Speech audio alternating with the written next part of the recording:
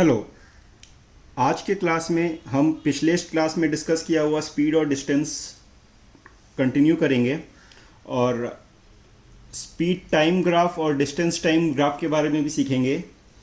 तो स्टार्ट करते हैं। पहले जो लास्ट क्लास में हमने होमवर्क के तौर पर लास्ट में छोड़ा था कि मान लो दो कार रेसिंग कर रहे हैं, एक इस प्रकार से जा रहा है, दोनों का रास्ता सेम ही है, और एक यहाँ से यहाँ 1 किलोमीटर प्रति घंटे के स्पीड से गया, यहाँ से यहाँ 3 किलोमीटर प्रति घंटे का स्पीड, और यहाँ से यहाँ 5 किलोमीटर प्रति घंटा का स्पीड, और एक जो है कंटिन्यूस 2.5 किलोमीटर प्रति घंटा का स्पीड से जा रहा है। मतलब यहाँ से यहाँ भी 2.5 किलोमीटर, यहाँ से यहाँ भी 2.5 किलोमीटर प्रति घंटा, और यहाँ से यहाँ भी 2.5 किलोमीटर प्रति घंटा।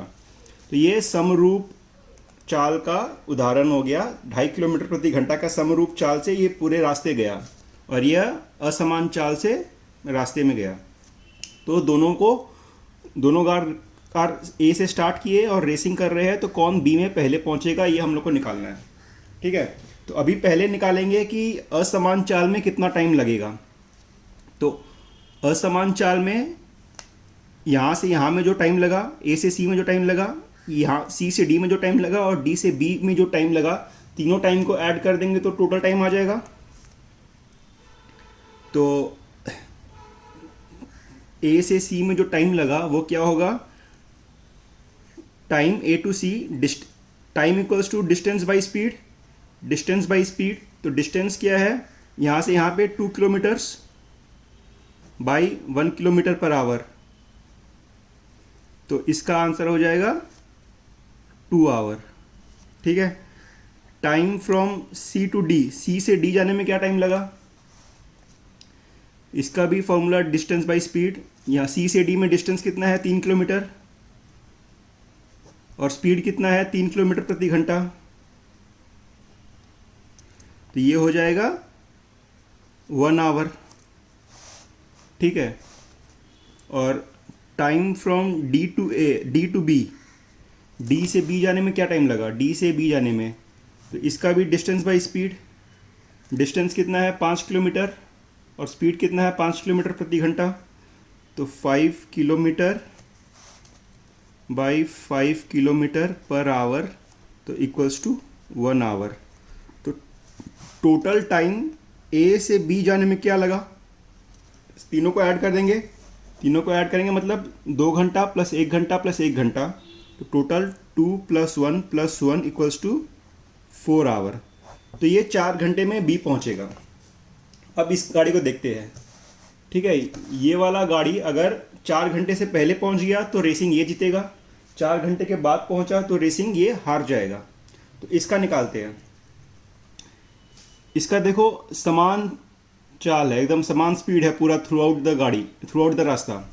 ठीक है, तो इसका में टी ए सी क्या होगा, टी ए सी हो जाएगा, डिस्टेंस बाई स्पीड का फॉर्मूला यूज़ करेंगे तो 2/2.5 हो जाएगा, 2 kilometre by 2.5 kilometre per our.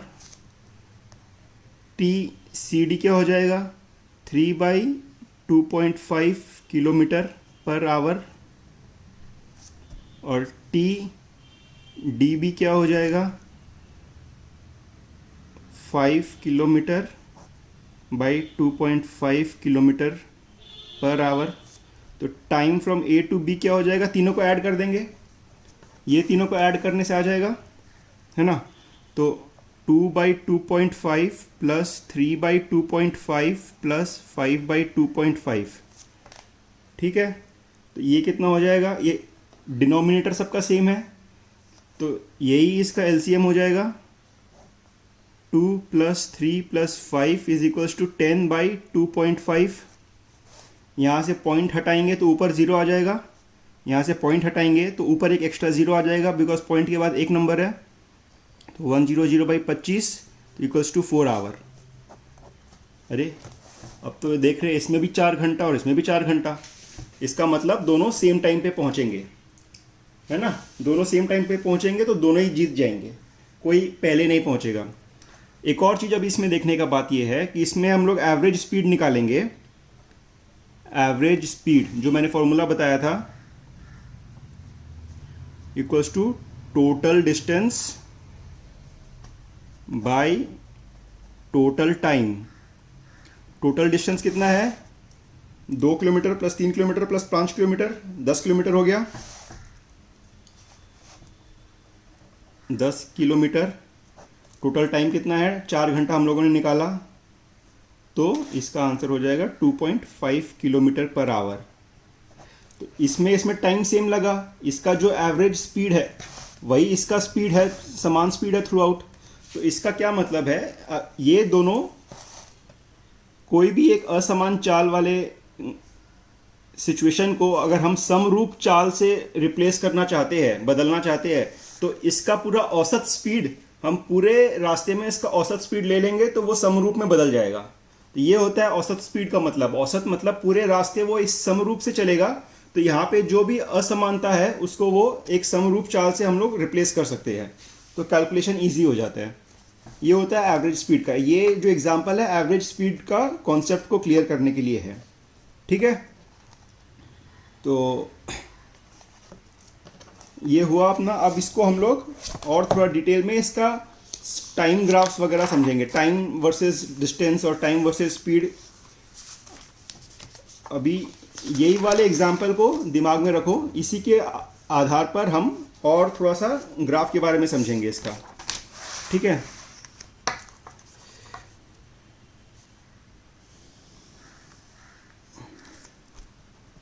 A B, ठीक है, यहाँ से यहाँ सी, यहाँ से यहाँ डी, यहाँ से यहाँ का दूरी है 2 किलोमीटर, स्पीड है 1 किलोमीटर प्रति घंटा, ठीक है।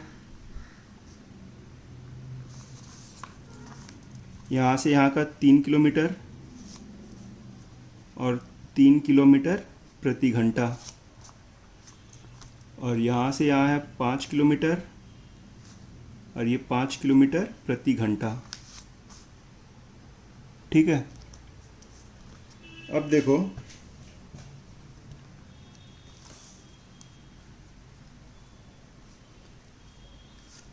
यहाँ से यहाँ पूरा जाने में हम लोगों ने देखा 4 घंटा लगता है। टोटल ज़ीरो, अगर मान लो ये टाइम ज़ीरो पे स्टार्ट किया, टाइम इक्वल टू ज़ीरो, तो यहाँ पहुँचते पहुँचते time is equals to 4 hour हो जाता है। टोटल 4 घंटा लगता है यहाँ से यहाँ पहुँचने में। अब हम लोग समझेंगे हर 1 घंटे में वो कहाँ पे है और उसका स्पीड कितना है। तो मान लो जब टाइम 1 घंटा हुआ, t इक्वल्स टू 1 आवर, मतलब शुरू से 1 घंटे बाद, शुरू से 1 घंटे बाद उसका क्या स्पीड रहा होगा और क्या उसका टाइम पोजीशन रहा होगा। अगर यह डिस्टेंस भी ज़ीरो मान लेते हैं तो टाइम 1 घंटा में वो कितना दूरी तय करेगा। अच्छा, पहले एक चीज़ मान लो, पॉइंट सी वो कितना टाइम में पहुंचेगा, सी को पहुंचने में कितना टाइम लगेगा। सी पहुंचने में उसको टाइम लगेगा, time from A to C is equals to distance by speed is equals to 2 kilometre by 1 kilometre per hour is equals to 2 hour, ठीक है। 2 घंटे में वो यहाँ पहुँचा, 2 घंटे में यहाँ पहुँचा, मतलब शुरू t इक्वल टू 0 पे स्टार्ट किया, t इक्वल्स टू 2 पे वो यहाँ पहुँचा। तो 2 घंटे तक उसका स्पीड कितना था, 2 घंटे तक उसका स्पीड इतना ही रहा। तो फर्स्ट 2 घंटा में उसका स्पीड 1 किलोमीटर रहा।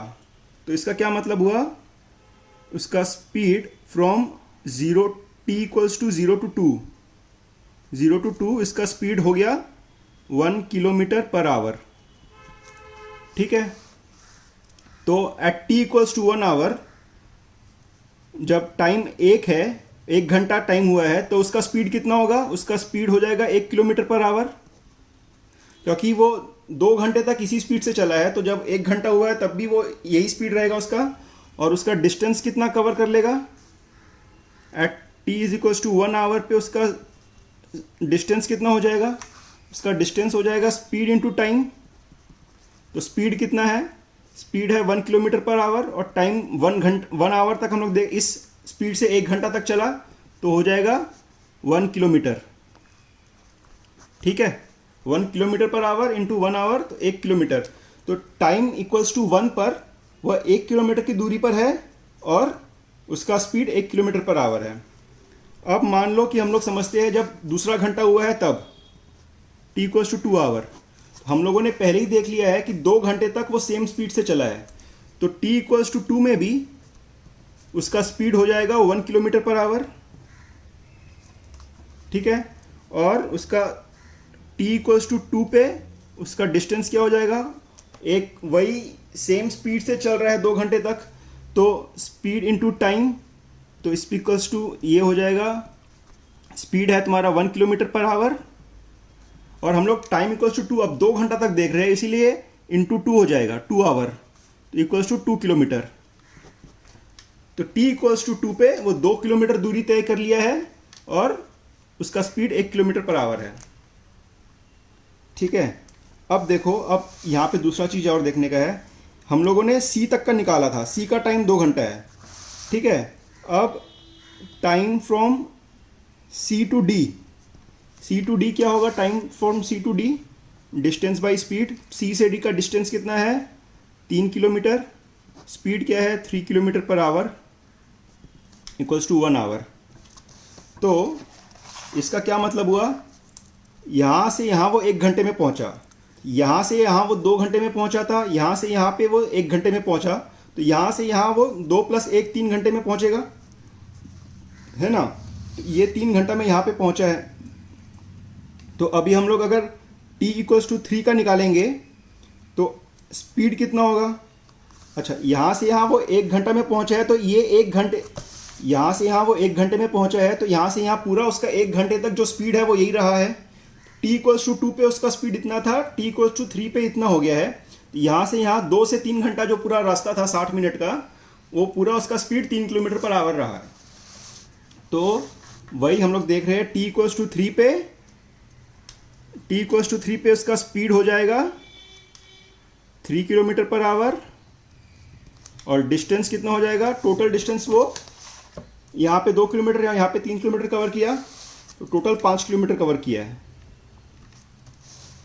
ठीक है, और अभी t फ्रॉम टाइम d से b जाने में जो टाइम लगा, वो वापस डिस्टेंस बाई स्पीड, वहाँ पे डिस्टेंस है 5 kilometre by 5 kilometre per hour equals to 1 hour.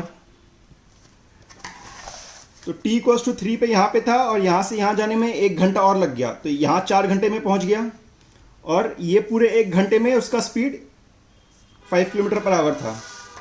तो अगर t इक्वल्स टू 4 होगा, is equals to 4 hours, t equals to 4 पे हम देखेंगे तो उसका स्पीड हो जाएगा 5 किलोमीटर पर आवर और उसका डिस्टेंस हो जाएगा, स्टार्टिंग से हम लोग कैलकुलेट करेंगे, यहाँ से यहाँ 2 किलोमीटर, यहाँ से यहाँ 3 किलोमीटर, यहाँ से यहाँ 5 किलोमीटर, तो t इक्वल्स टू 4 पे उसका डिस्टेंस हो जाएगा 10 किलोमीटर। ठीक है, तो हम लोगों ने ये चीज़ ध्यान रखो इस पर। अब t इक्वल्स टू 1 पे ये हम लोगों ने निकाला उसका स्पीड कितना, उसका डिस्टेंस कितना है। t इक्वल्स टू 2 पे उसका हम लोगों ने निकाला कि उसका स्पीड क्या है, डिस्टेंस क्या है। t इक्वल्स टू 3 पे हम लोगों ने निकाला कि उसका स्पीड क्या है, उसका डिस्टेंस क्या है। और t इक्वल्स टू 4 पे हम लोगों ने निकाला उसका स्पीड क्या है, उसका डिस्टेंस क्या है। अब इसको हम लोग एक ग्राफ में प्लॉट करेंगे। ठीक है, इसको बोलते हैं स्पीड टाइम ग्राफ और डिस्टेंस टाइम ग्राफ। तो पहले डिस्टेंस टाइम ग्राफ देखते हैं। तो मान लो ये ऐसे,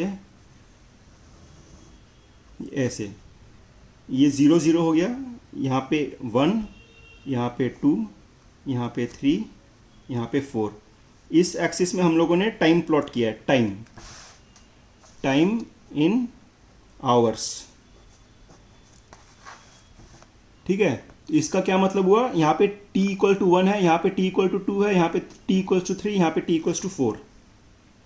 और वैसे यहाँ पे 1 2 3 4 5 6 7 8 9 10, 1 2 3 4 5 6 7 8 9 10।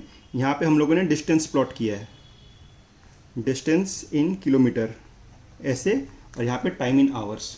ठीक है, अब वह एक स्पीड से चलते जा रहा है, तो हम लोगों ने देखा t equals to 1, t equals to 1 में हम लोगों ने देखा उसका डिस्टेंस है 1 किलोमीटर, तो t इक्वल्स टू 1 यहाँ पे है, तो यहाँ से एक तो ऐसे सीधा लाइन खींचेंगे ऊपर की तरफ, और t इक्वल्स टू 1 में उसका डिस्टेंस कितना है 1 किलोमीटर ऐसे, तो वह इस पॉइंट पे था। इसका मतलब 1 घंटे पे वो यहाँ पे था, और 2 घंटे में वो कहाँ पे था, t इक्वल्स टू 2 पे वो 2 किलोमीटर पे था, तो 2 किलोमीटर का ऐसे लाइन खींचेंगे और इसको यहाँ पे ऊपर खींचेंगे, ठीक है, तो वो यहाँ पे था। तो t का 0 से 2 वो ऐसे सीधा एकदम जाएगा, यूनिफॉर्म स्पीड देखोगे तो यहाँ से यहाँ पे वो एक समान स्पीड से जा रहा था 1 किलोमीटर, और दो किलोमीटर का रास्ता तय किया, 1 किलोमीटर प्रति घंटा का स्पीड था। तो यह उसका डिस्टेंस टाइम ग्राफ 0 से 2 तक का हो गया। अभी 2 से 3 में उसने नेक्स्ट 1 घंटे में, जब 2 से 3 हुआ तो नेक्स्ट 1 घंटे में उसने 3 किलोमीटर कवर कर लिया। वो 5 तक पहुंच गया था, डिस्टेंस 5 तक पहुंच गया था, तो अगले t इक्वल्स टू 3 पे उसका 5 तक आ गया था, और इसको 3 पे ऐसे खींचेंगे तो अब देख रहे हो ये डायरेक्ट ऐसे 5 तक चला गया यहाँ से, ठीक है, ये हुआ। और t इक्वल्स टू 4 पे वो 10 तक पहुँच गया था, और उसका स्पीड बढ़ गया था, 5 किलोमीटर प्रति घंटा हो गया था, इसलिए और उसने दूरी कवर कर ली, और वह इस प्रकार से देखोगे और ऊपर पहुँच गया था। यह उसका डिस्टेंस टाइम ग्राफ हो गया। मान लो कि तुम्हारे को अब पूछा गया फर्स्ट हाफ एन आवर में कितना डिस्टेंस किया, तो हाफ मतलब यहाँ पे होगा, तो यहाँ से अगर तुम ऊपर खींचोगे और उसको यहाँ पे प्लॉट कर दोगे तो ये हाफ आएगा। तो इसका मतलब अगर तुमसे पूछा जाएगा तो तुम निकाल सकते हो। तुमको पूछा जाए कि जब वो 8 किलोमीटर कवर किया तो कितना टाइम हुआ था, तो तुम 8 पे यहाँ पे ऐसे एक लाइन खींच सकते हो, ये जिस पॉइंट पे यहाँ पे आया उसी को तुम नीचे लेके आओ, यहाँ पे लाए तो जो यहाँ पे नंबर होगा वही उसका टाइम लगा उसका, ठीक है। तो ये हो गया तुम्हारा डिस्टेंस टाइम ग्राफ। इसी प्रकार से अब होता है एक स्पीड टाइम ग्राफ। ये हुआ डिस्टेंस टाइम ग्राफ, अब पढ़ेंगे स्पीड टाइम ग्राफ।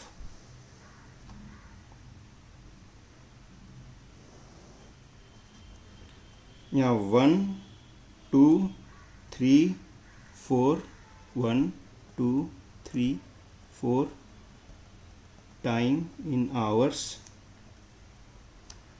0, यहाँ पे 1 2 3 4 5 5 4 3 2 1, यहाँ पे speed in kilometre per our, ठीक है। तो टाइम इक्वल्स टू 1 पे उसका क्या स्पीड था, हम लोगों ने देखा टाइम इक्वल टू 1 पे उसका स्पीड 1 किलोमीटर पर आवर था, तो ये ऐसे गया। टाइम इक्वल टू 2 पे क्या स्पीड था, वापस 1 किलोमीटर पर आवर था। टाइम इक्वल्स टू 3 पे क्या था, टाइम इक्वल्स टू 3 पे देखे हो अपने उसका स्पीड 3 किलोमीटर प्रति घंटा था, तो ये रहा। और टाइम इक्वल्स टू 4 पे उसका 5 किलोमीटर प्रति घंटा था, तो ये उसका यहाँ पे स्पीड था। तो इसको भी क्या हम लोग सीधा ऐसे जोड़ देंगे, ये ऐसे नहीं जुड़ेगा। क्यों? क्योंकि स्पीड देखो हमेशा 0 के बाद 2 घंटे तक सेम स्पीड था, तो 0 से लेकर के 2 घंटे तक वो सेम स्पीड पे गया। उसके बाद एक ही बार में उसका स्पीड 3 तक पहुंच गया यहाँ पर, है ना। एक बार में झटके से उसका देख रहे हो स्पीड 1 से 3 हो गया था, झटके से हो गया ये, और यहाँ से भी 3 से 5 झटके में हुआ था, ठीक है। तो ये ऐसे गया, फिर एक ही बार में उसका स्पीड 3, तो यहाँ से लेके यहाँ तक मतलब 2 से 3 ये पूरा 1 घंटा का समय है, 2 से 3 ये पूरा 1 घंटा का समय। 1 घंटे का समय में उसका स्पीड 3 किलोमीटर पर घंटा रहा। 3 से 4 यहाँ पे वो अचानक से फिर स्पीड बढ़ा दिया, और यहाँ से यहाँ वो पूरा 1 घंटा का जो समय है पूरा 5 किलोमीटर प्रति घंटा का स्पीड रहा। तो ये हो गया इसका स्पीड टाइम ग्राफ, ठीक है।